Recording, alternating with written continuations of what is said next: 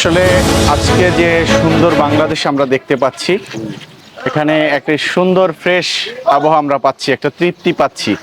আমরা চাই যে ভবিষ্যতে একটি সুন্দর শান্তিপূর্ণ বাংলাদেশ হবে, যেখানে কোনো সংখ্যালঘু থাকবে না, সেখানে থাকবে সবাই মানুষ, এখানে কোনো ভেদাভেদ থাকবে না, এখানে কোনো বর্ণ গোত্র কারো এই পরিচয় আলাদা করে থাকবে না। পরিচয় একটাই থাকবে, মানুষ।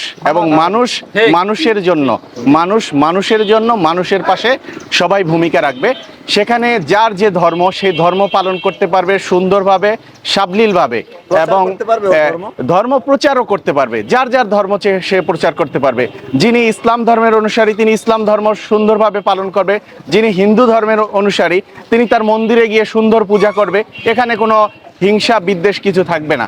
বর্তমান সময়ে আমরা এই সময়ে, যেই সময়ে আমরা আজকে গত 5 তারিখ থেকে আজকে 8 তারিখ, এই সময়ে কিন্তু আমরা এটা দেখতে পাচ্ছি, কোনো ভেদাভেদ নাই। তারপরেও এই সম্প্রীতি নষ্ট করার জন্য কিছু দুষ্কৃতী কাজ করবে, তারা সবসময়ই করেছে, যেটা আমরা বিশ্বাস করি। তো এটা যদি আমাদের ছাত্র সমাজ যে আমাদের পথ দেখিয়েছেন, সেই ব্যাপারে যদি আমরা সজাগ থাকি, এবং আমরা যদি আজকে যারা আছি জনতা, প্রতিটা মানুষ সবার জায়গা থেকে সবাই সচেতন থাকি, তাহলে এই সুন্দর বাংলাদেশ, একটি স্বাধীন বাংলাদেশ, এবং একটি আপনি বলেন গণতন্ত্র সেখানে চর্চা হবে, সুন্দর গণতন্ত্র চর্চা হবে। সেখানে সবার বাক অধিকার থাকবে, এবং সেখানে সবার বিশ্বাস মতামত পেশ করতে পারবেন। বাক স্বাধীনতা সেখানে থাকবে, সেখানে কারো বাক স্বাধীনতায় হস্তক্ষেপ করা হবে না, এবং কাউকে বাধা দেওয়া হবে না, কাউকে আপনার জোর করে তা কারো মুখ চেপে ধরাও হবে না। আমরা সেটা বিশ্বাস করি, এবং আমরা বিশ্বাস করি ইনশাআল্লাহ ডক্টর ইউনূস সাহেব একজন বিজ্ঞ, জ্ঞানী, অভিজ্ঞ মানুষ।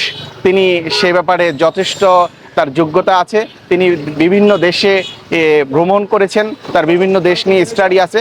আশা করি তার কাছ থেকে আমরা সেভাবে একটি সুন্দর বাংলাদেশের যে স্বপ্ন আমরা দেখি, সেটা আমরা নির্মাণ হবে ইনশাআল্লাহ, এটা আমাদের বিশ্বাস।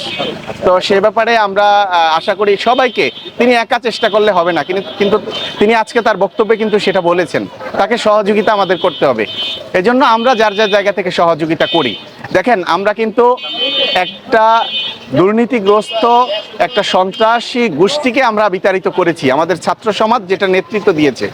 আবার আমরা যদি সেম কাজ শুরু করি, তাহলে কিন্তু এই সুন্দর সমাজ কিন্তু হবে না। সুতরাং প্রত্যেকের জায়গা থেকে কিন্তু ভূমিকা রাখতে হবে। তো সেটা আমরা বিশ্বাস করি আমরা পারবো ইনশাআল্লাহ। গণতন্ত্র মানে হচ্ছে তর্কের রাজনীতি। মানে আপনি যদি একটা আমার প্রস্তাব দেন, আপনার সাথে আমার তর্ক হবে, মারামারি হবে। এটা হচ্ছে আমাদের চাওয়া পাওয়া ছিল, বাংলাদেশের মূল বক্তব্য। কিন্তু আমাদের এই যে স্বৈরাচার সরকার, সে হচ্ছে মারামারিতে নিয়ে গেছে।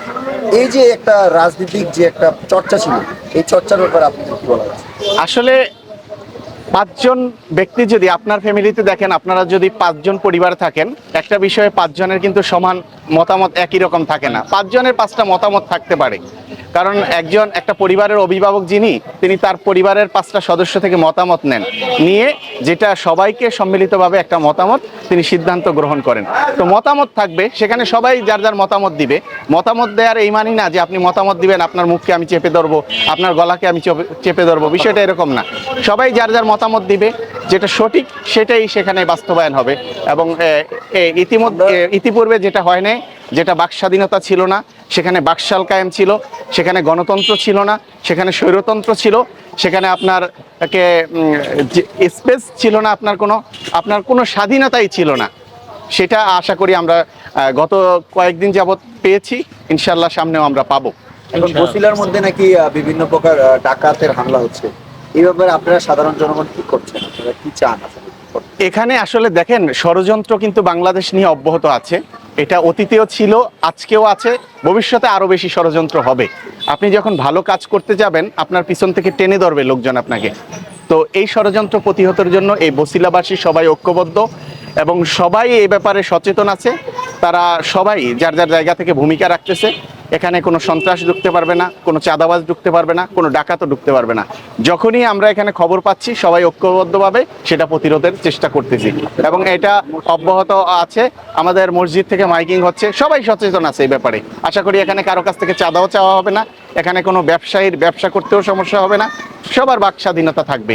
বছিলাতে সেটা আছে, এবং এখানে যারা বসবাস করেন আমরা মনে করি যে এখানে ভদ্র শ্রেণীর মানুষই বেশি বসবাস করেন। উগ্র শ্রেণীর দুই একজন থাকলেও তারা আপাতত নেই। আর আশা করি যে কেউ আমাদের এই সম্প্রীতিকে নষ্ট করবেন না, এটা আমাদের বিশ্বাস।